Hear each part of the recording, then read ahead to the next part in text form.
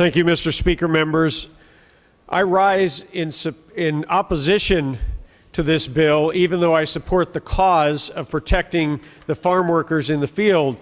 Right now, we tolerate a system where people are systematically abused, they are exploited, they are sold into indentured servitude and slavery.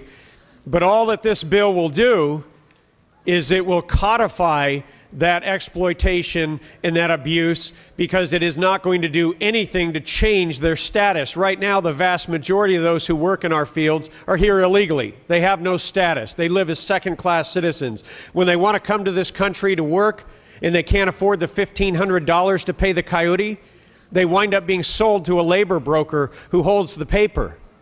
They are owned. They are virtual human slaves. And this bill does nothing to address that abuse.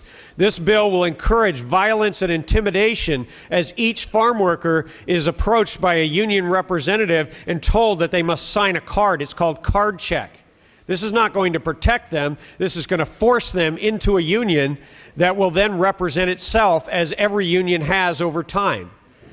I think that it is a travesty that in the year 2011, to have my colleagues stand up here, instead of coming up with a solution to protect folks who have been abused for so many years, those people who are picking the crops to feed our families, we owe it to them to actually comprehensively come up with something like a Bracero-type guest worker program where we can serve the interests of the companies so they have a stable workforce, where we can actually protect the taxpayers and we can safeguard the workers who will then come under the protection of all of the California laws. I urge a no vote.